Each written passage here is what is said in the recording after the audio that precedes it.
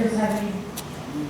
As I look into my reflection, my makeup is smeared and smudged from the sweat of the sex I just had with the boy in the next room, who's calling me back for seconds, and I often wish he was something out of a romance novel, tall and jet-lagged from the traveling he does to see me on weekends for coffee, but he's not. Just a foolish boy out of Harlem, chinked eyes. He looked like he was always trying to see the world just a bit closer, imaginative he was. Gliding his hands across my body like he scoped, and his voice would cause a wall to know articulate when spoken to had a habit of making fucking sound more like a love poem. But this man is waiting for me in the mess of my bed. We do this often. I'm not his girl, but in my mind I like to pretend.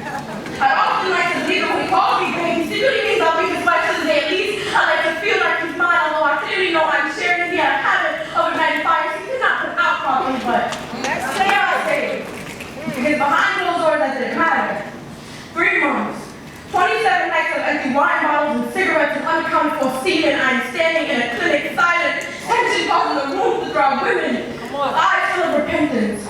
I'm pretty sure they were all thinking about praying that night.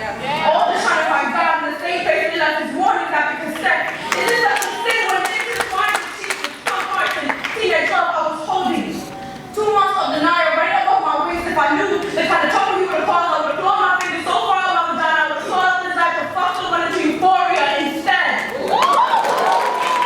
My doctor asked me if I wanted to speak to you. At that moment, I started picking names for you. In the garden of my mind, if you were a boy, I would have named you Noah. Come on, baby. And I know I didn't look into the Bible as often as I'd like to, but I know he did great things, and you would have too for a girl. And maybe, well, something of a flower, because flowers often have the strength to grow out of pain, and you would have been great like that.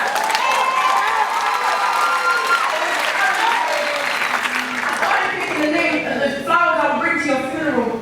In the graveyard of my mind, next to love and denial, I only recently learned that the battle between your heart and your mind almost always ends in regret, so I guess this poem is an apology note from mom